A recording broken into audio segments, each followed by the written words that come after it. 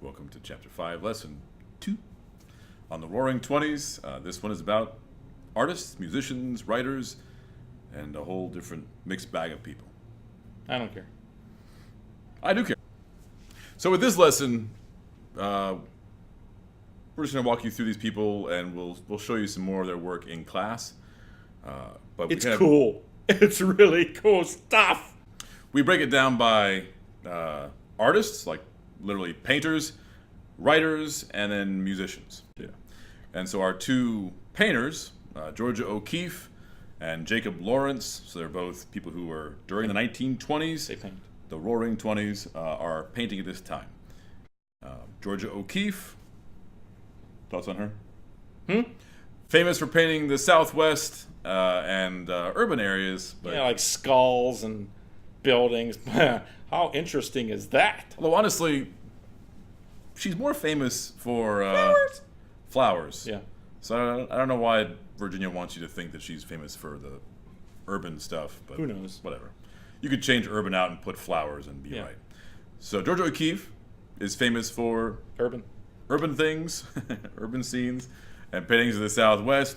Dead animals. I think she's more skulls. famous. She's more famous for actually flowers. Didn't we say that already? Yeah.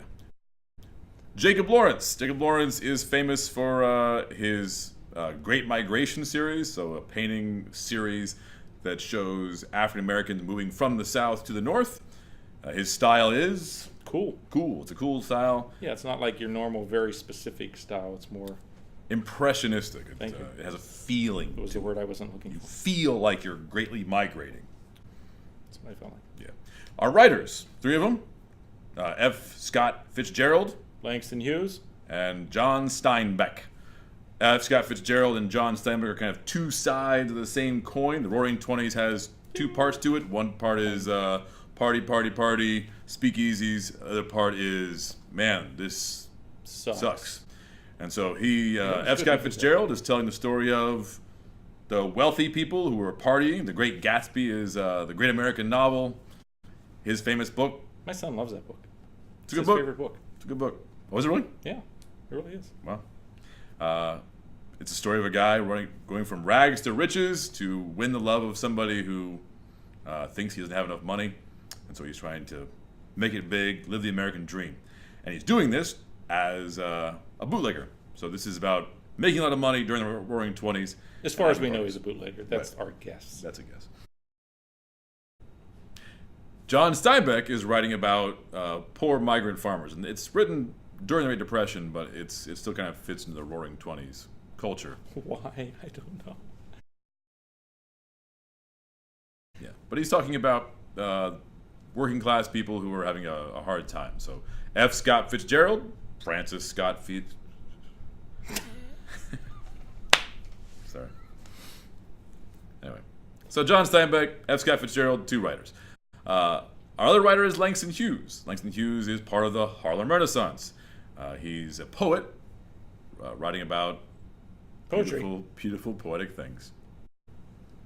African Americans and their real world and their real lives, which the average person knew nothing about because they weren't living in the South or the North with African Americans. It was, still segregated, kind of everywhere.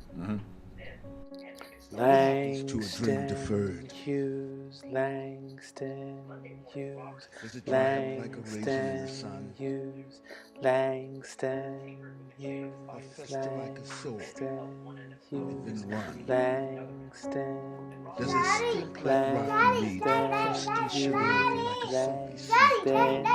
Hughes, Maybe Langston Hughes, Sad, heavy load. Hughes, Langston Hughes, Langston Hughes, Langston Hughes, Or does it explode?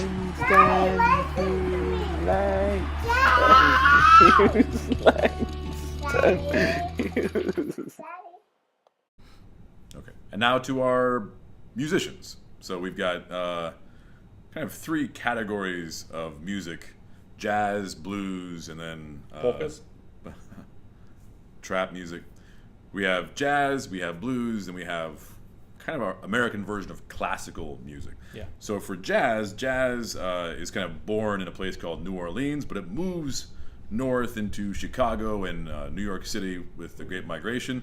And we have the two people who helped create jazz music, Duke Ellington and Louis Armstrong. From jazz music, we get Jazz. everything else we have today. We have it kind of leads to rhythm and blues, which leads to rock and roll, which leads to partying and Focus. evil things.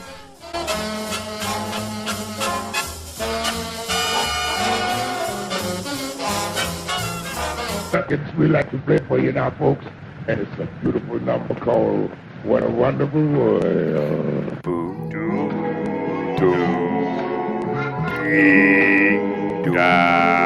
These trees of red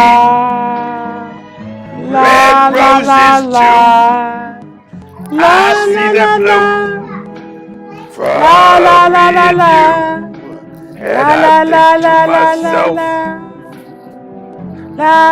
what a wonderful world.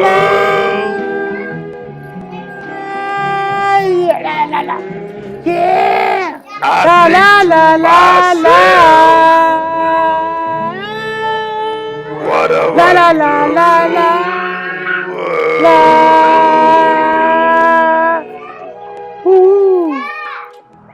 Oh yeah. That was Louis B. Armstrong, the great Satchmo. Jazz music also leads to hip hop music. So Duke Ellington, Louis Armstrong helped create jazz music. Bessie Smith helps to create blues music. Blues music is the other ingredient for So sad. modern pop music. It's so sad.